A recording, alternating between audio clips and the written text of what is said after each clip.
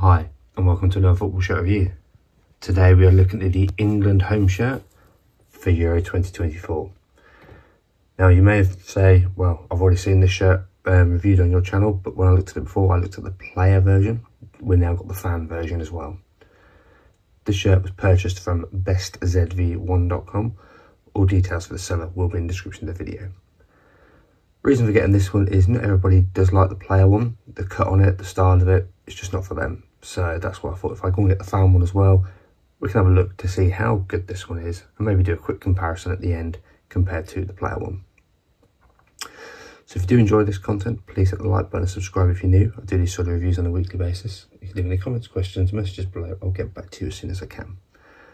But I said the seller for this one is at bestzv1.com. All details for the seller will be in the description of the video. I'll also leave a DHgate link to the seller that I usually use there, because some people do prefer to buy from DHgate. So what we'll do is we'll get the bag open and we'll have a look at the England home shirt for Euro 2024 from bestzv1.com. Okay, we're on the front of the shirt now. And you've got this little collar line, which I think it was Harvey Elliott wore his collar up because of the St George's cross on the back, so it was hidden.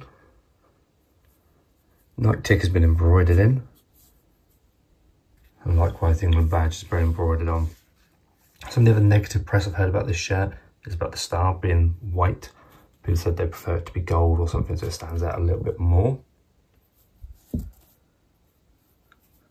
You've got obviously that banding around here, which is the same colour as the St George's cross on the back.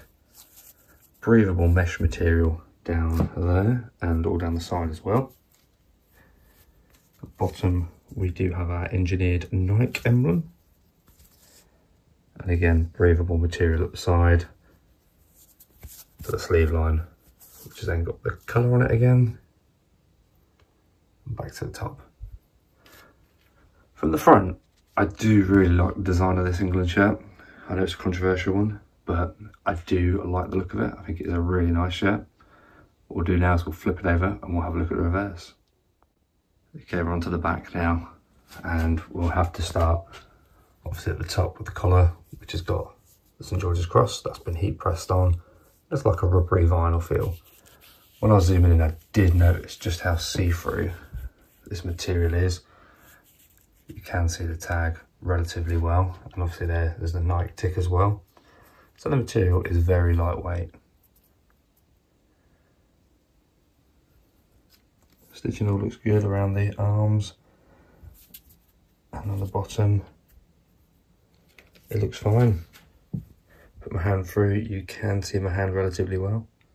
So again, you know that the material is going to be lightweight, but then that's what you'd expect with a white England shirt. The material always tends to be quite lightweight. A little bit of a mess up there on the stitching, the way it goes around. If this arm's the same. No, this one looks fine. All looks okay on that. Not a lot to call out because I've not got a name or number or anything on the back. Just noticed again there, you can see the Nike tick look relatively well, and the England crest. But what we'll do now is we'll flip it around and we'll look at the inside. Okay, on the inside of the shirt now. We'll start again. Stitching on the collar looks good. A bit of white excess stitching there, but nothing to really worry about. The star looks good. From the England badge, so it's been embroidered on, so you can see a little bit of mess up around the outside, but in all honesty, I think that's actually a really good England crest. Nike tick, again, looks really good. We'll jump to have a look at the stitching now. This is a bit of a surprise actually, got quite a bit of loose thread in there, big bit down there as well, quite a big bit there as well, which is, yeah, not really seen on these sort of shirts. Maybe it's because the fan one, they've spent a little bit less time on it, but honestly, pair of scissors and you'll soon get rid of that. We have our washing instructions here.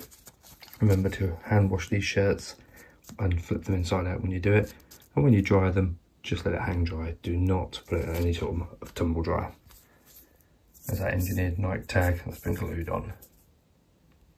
I wonder whether, I know that is just where the stitching was joined. Like I said, nothing to really worry about. I would just get a pair of scissors at that and tidy it up. Okay, we've got the final part of the inside of the shirt now. The banding around there, which is famous on Nike shirts at the moment.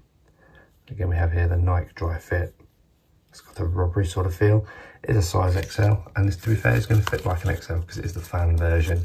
Recommendation for plain ones is always to size up 1 or 2. With the fan ones, you can pretty much get away with wearing what size you are now. So that shows just how see-through the material is and lightweight. Look, you can clearly see the England crest, clearly see the Nike. And down there, we have our Nike engineered as well. Yeah, a lot of mess up on the stitching, but nothing to worry about really. Scissors will resolve that issue.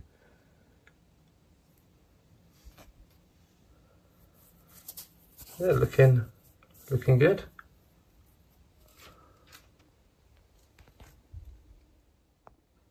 And there we have our England Euro 24 fan version shirt from bestzv1.com. Disappointing that there's a lot of loose threading on there, but nothing that actually is going to stop you from wearing this shirt. That can all be sorted. It is literally loose threads that can be trimmed off, and yeah, the shirt is absolutely fine then. I did say I was going to do a side-by-side comparison with the plain one, but I think I'll do it in a separate smaller video because then I can do a proper side-by-side and go through what the differences are between the player and the fan version of these remakes. But I hope you've enjoyed this video. If you have, hit the like button and subscribe if you're new. I do these sort of reviews on a weekly basis. If you leave any comments, questions or messages below, I'll get back to you as soon as I can. The seller, bestzv1.com. All details will be in the description of the video. I'll also leave a DHgate link if I can't find one for the seller that I normally use, so that if you do want to buy from DHgate, you've got that as an alternative as well. So thank you very much for watching. I hope you have enjoyed it, and I'll see you in the next one.